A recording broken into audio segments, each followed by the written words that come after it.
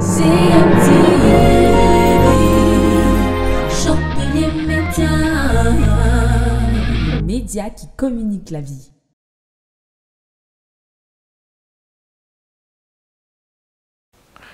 Shalom, shalom, toutes nos salutations dans le nom de notre Seigneur Jésus-Christ. J'aimerais dire merci à toute l'équipe de CMTV. Merci pour tout ce que vous faites pour la promotion de la parole du Seigneur. Nous allons travailler quelque chose de puissant. Nous sommes toujours dans notre thème, l'imagination. L'imagination, le but c'est le développement de l'esprit. En d'autres termes, que faisons-nous de la parole de Dieu? Amen. Nous allons commencer avec le livre de Jean. Le troisième livre, donc 3 Jean, le chapitre 1. Voilà, nous avons un seul chapitre. Le verset 2, il nous dit, « Bien-aimé, je souhaite que tu prospères à tous égards et sois en bonne santé, comme prospère l'état de ton âme. » Ce verset est profond. Ce verset nous dit, nous devons prospérer comme prospère l'état de notre âme. En d'autres termes, de la vie de l'intérieur, on a l'extérieur influencé. Donc, la paix que j'ai doit pouvoir se manifester à l'extérieur. C'est très important. Ce n'est pas un verset anodin. Il s'agit de la vie de l'esprit. La vie de l'esprit. Comment utiliser ce que j'ai spirituellement pour influencer le cours des événements. Nous allons prier. Père, nous te donnons toute la gloire. Nous bénissons ton nom. Merci pour cette opportunité, cette grâce qui m'est donnée sur cette antenne de partager ta parole. Bénis les cœurs. Transforme et guéris par ta parole. Car il est dit, ta parole est esprit et vie. Il est dit, il envoya sa parole et sa parole les guérit. Merci. Au nom de Jésus-Christ de Nazareth. Amen. Donc, comme je le disais tout à l'heure, notre thème, c'est le développement de notre esprit. Le développement de ton esprit intéresse Dieu. Ok, certains me diraient, qu'est-ce qu'il veut dire? Qu'est-ce que je veux dire par développement de ton esprit? Écoutez, je sais que nous recevons plein de paroles de bénédiction, plein de paroles de grâce, mais rares sont ceux qui manifestent la parole. Rares sont ceux qui produisent du fruit. Nous nous plaignons des fois parce que nous avons l'impression que la chose ne marche pas. En réalité, elle marche. Mais comment? Voilà. C'est de ce que nous allons nous intéresser. Donc je vais introduire le terme et par la grâce de Dieu, nous aurons une autre séance pour le développer. Gloire à Dieu. Donc, notre prochain verset, je vais vous le citer, d'accord? C'est dans le livre d'Éphésiens, le chapitre 3.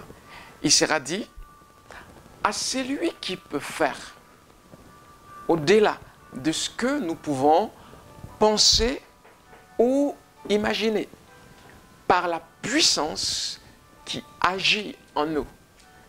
Vous comprenez? Dieu peut faire au-delà de mon imagination. Dans ma situation actuelle, Dieu peut intervenir. Mais son intervention dépend de la disposition de mon esprit. Cela est très important. Vous voyez, il ne s'agit pas, disons, d'un évangile où Dieu doit tout faire. Non, Dieu a fini. Notre responsabilité est de répondre au travail fini de Jésus. À la croix, il a dit une chose, tout est accompli. En d'autres termes, j'ai fini. Quelle est notre réponse? Qu'est-ce que je fais avec la parole de grâce que je reçois? C'est très, très, très important. Vous voyez, parce que le corps de Christ est rempli d'échecs, de dépression, des chrétiens qui ne savent pas où aller, qui ne savent pas quoi faire de ce qu'ils ont comme héritage. J'aimerais, par cet enseignement, vous aider. Ok? Le but, c'est la parole au centre de votre vie. La parole au centre. On en vient tout à l'heure. Donc, notre verset était clair à celui qui peut faire par la puissance qui agit en moi. Dans ta situation, cette maladie que tu traverses, ou cette situation, plusieurs ne peuvent pas se payer leur loyer, certains ont du mal à financer les études, ou il y a plein de choses que nous traversons. Et Dieu veut agir. Dieu veut agir. Mais il ne peut que par la puissance qui agit en nous. Je le répète, par la puissance qui agit en nous. C'est clair. Dieu ne veut pas seulement te donner à manger, à boire. Il n'est pas intéressé par ce type de business. Non, il a fini. Il a tout mis entre ta main. La question c'est, comment est-ce que tu te sers? Comment est-ce que je me sers? Et c'est ce que nous ne savons pas faire. Nous ne savons pas comment nous servir. Plusieurs pleurent. Ah, je suis malade. Depuis 3 ans, le médecin m'annonce ceci, cela. Et nous dépendons des diagnostics des médecins. Et nous souffrons. Cependant, il est dit, c'est par ces blessures que nous sommes guéris. Il a porté nos maladies. Il s'est chargé de nos douleurs. Par ces blessures, nous sommes guéris. Vous voyez, Dieu a fini. Pierre ira plus loin. Pierre dira, par ces blessures, vous avez été guéris. Donc, la guérison est déjà fournie. Dieu a guéri cette maladie que tu traînes depuis plus de 3 ans.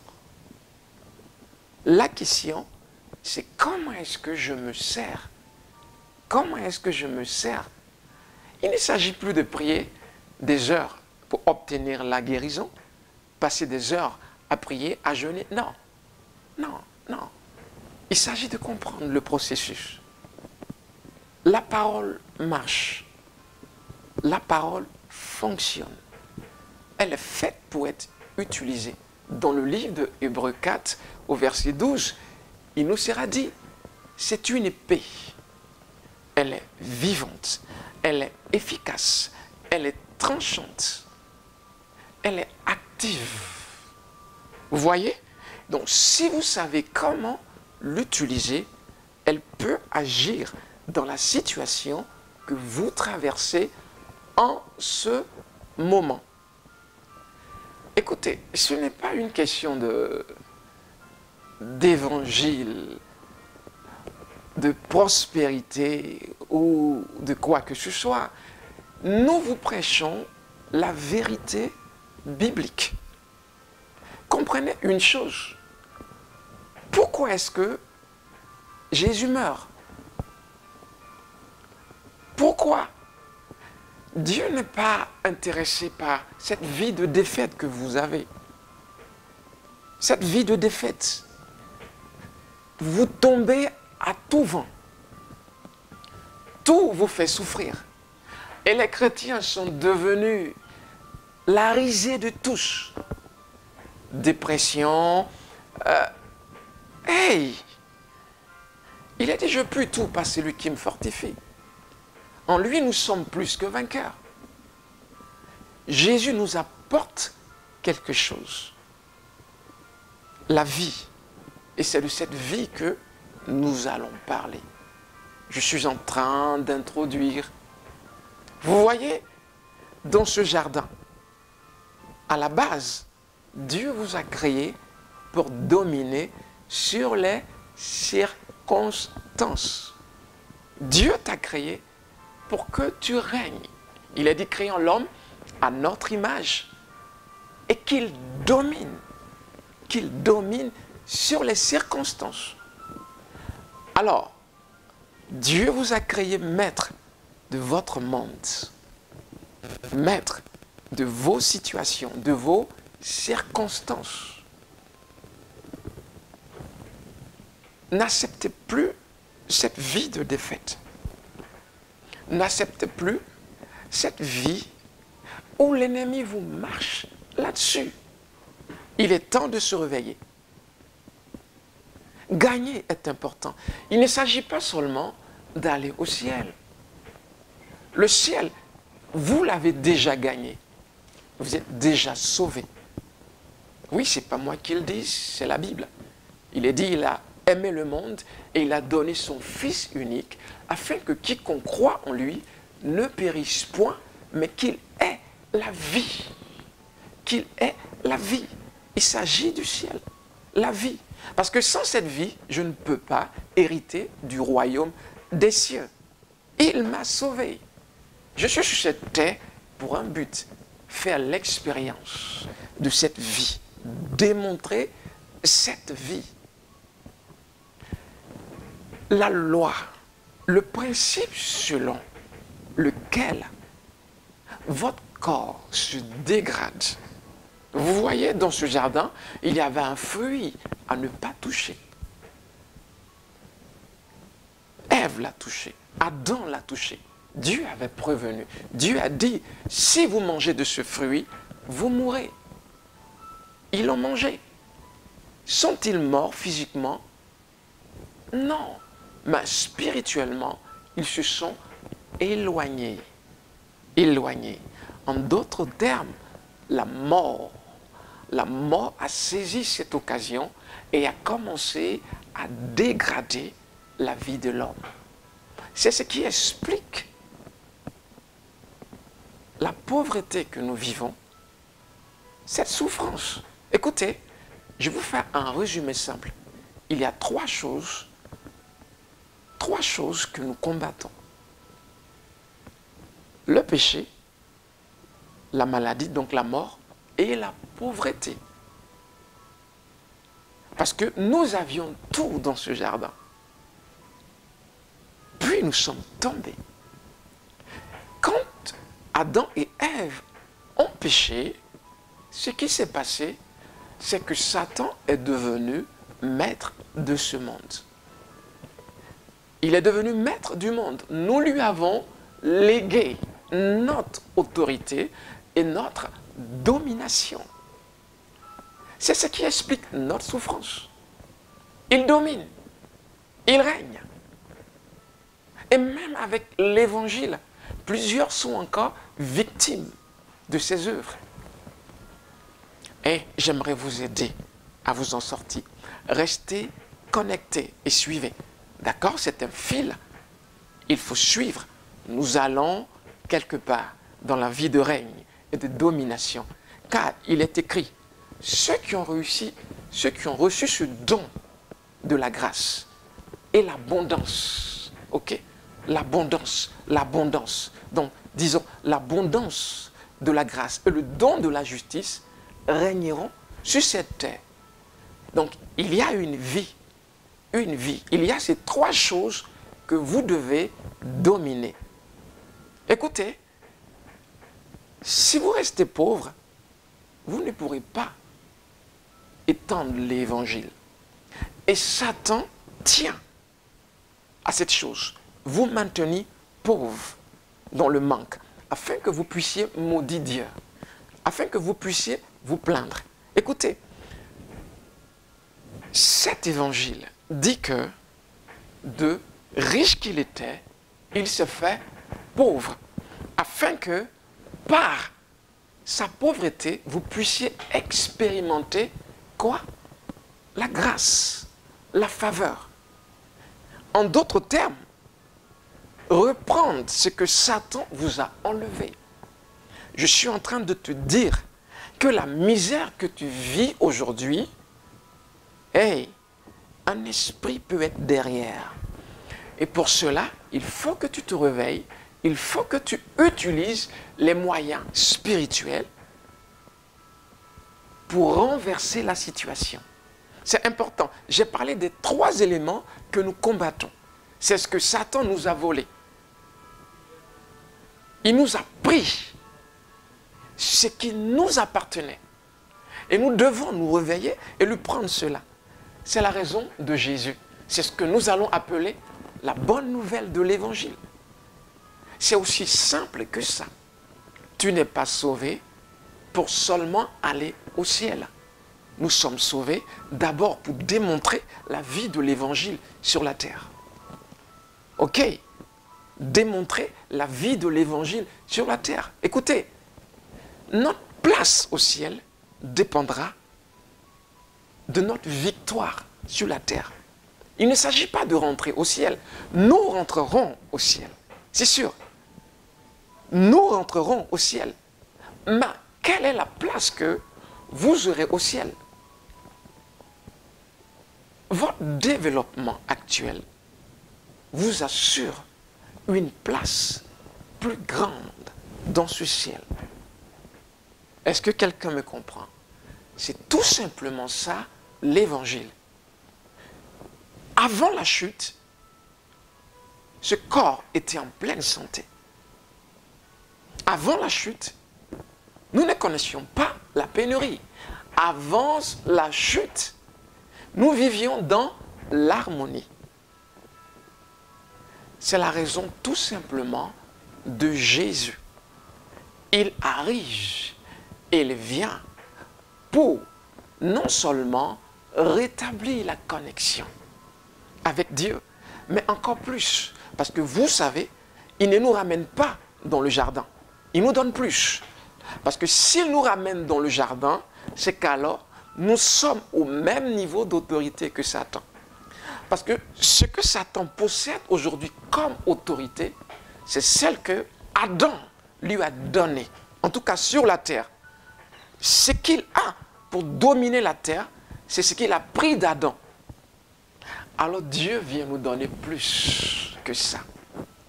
Il vient nous donner la vie du ciel. La vie du ciel. Donc l'autorité au standard de Dieu.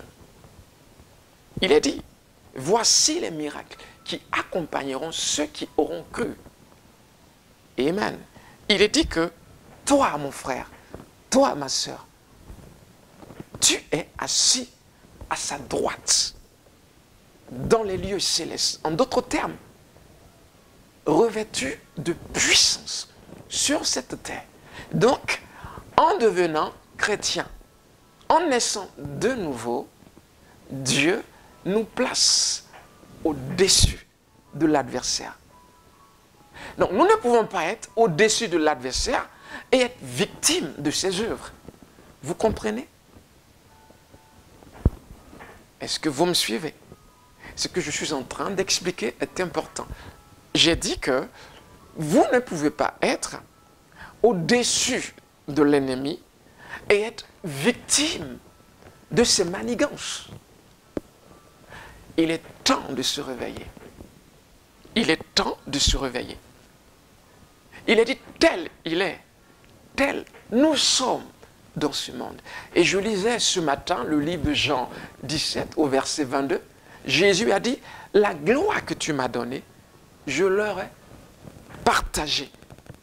La gloire que tu m'as donnée, je leur ai donnée. En d'autres termes, il nous partage sa gloire. Et c'est fou ça. J'entends des gens dire que Dieu ne partage pas sa gloire. Ça dépend avec qui. En tout cas, il t'a appelé. Il t'a justifié. puis il t'a glorifié. Je veux que tu découvres ce que Dieu a fait de toi. Qu'est-ce qu'il a fait de toi?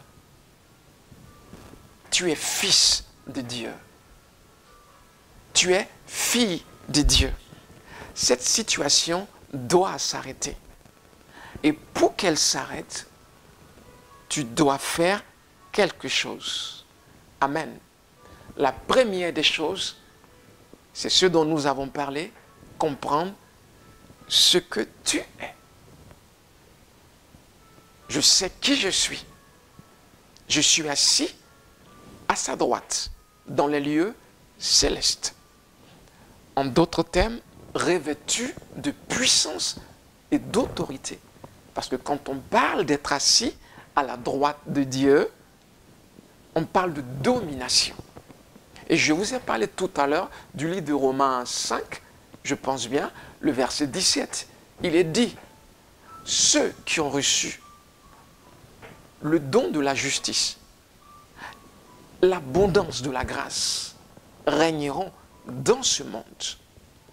Donc, tu es appelé à régner. Amen. Il n'est pas normal qu'en tant que chrétien, le cancer t'emmène à la mort. Je le dis haut et fort. Parce que c'est biblique. Et c'est ce qu'on appelle l'évangile. Nous ne souffrons pas des mêmes maux que souffre le reste du monde. Ok, je sais que c'est provocateur. Mais écoutez, si ce n'est pas biblique, je ne le dirai pas. C'est parce que cela est écrit dans votre livre.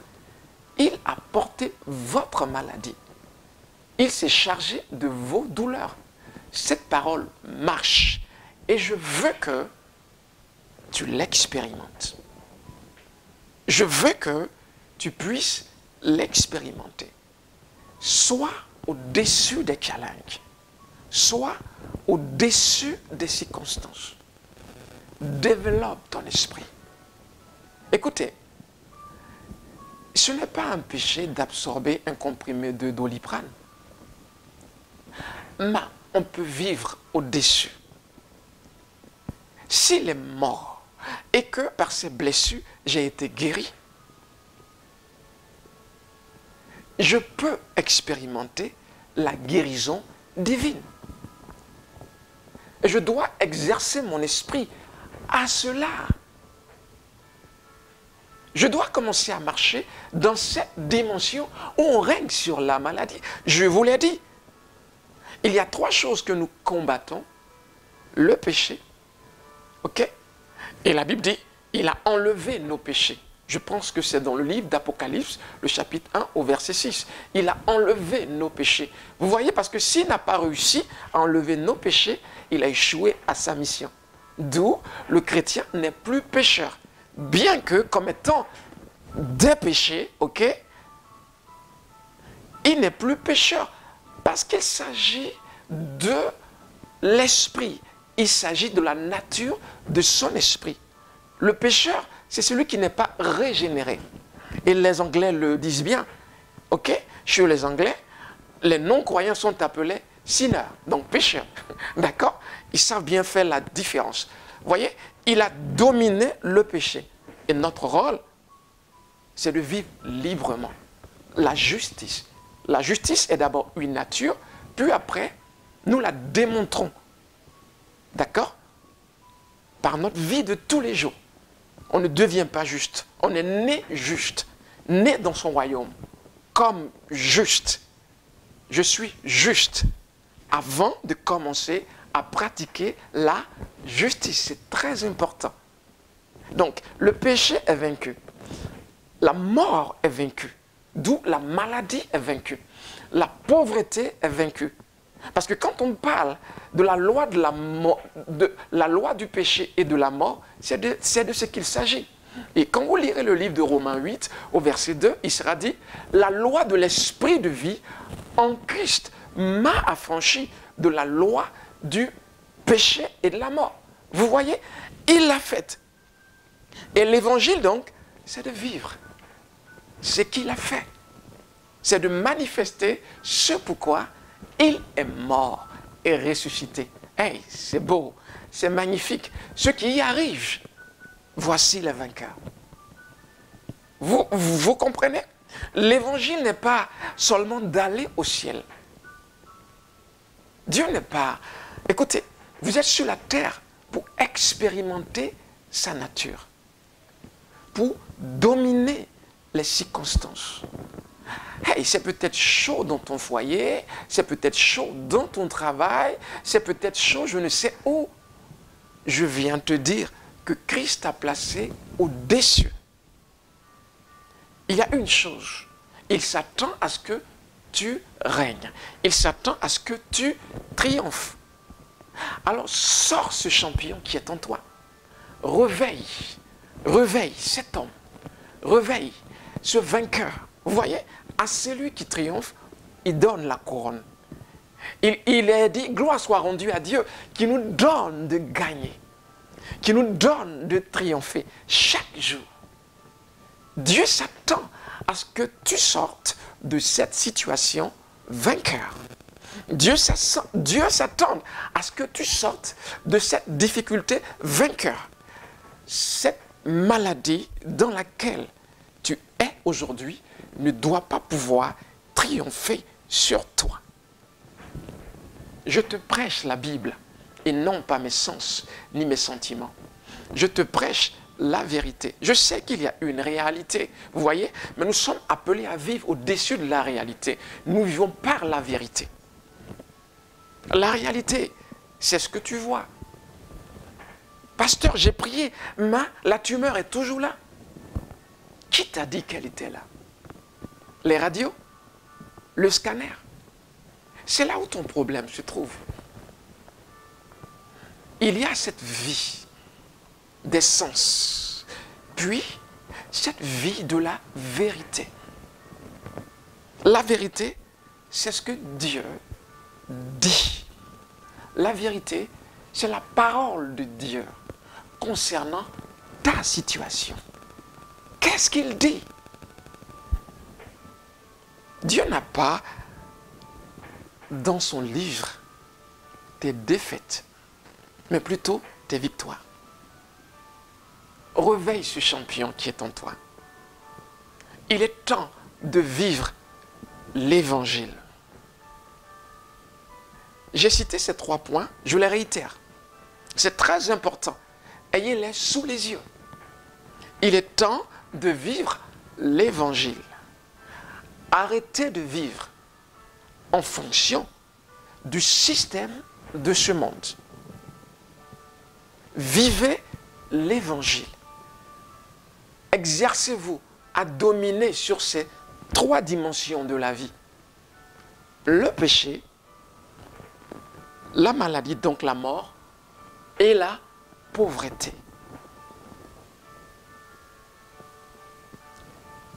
Que la grâce de Dieu repose sur vous. Que sa faveur vous accompagne. Ce message, ne l'oubliez pas. Ce message est à vivre. Ce message est à pratiquer. Nous vous aimons, nous vous embrassons. À très très bientôt sur CMTV, le média qui communique la vie. CMTV, choc des médias, le média qui communique la vie.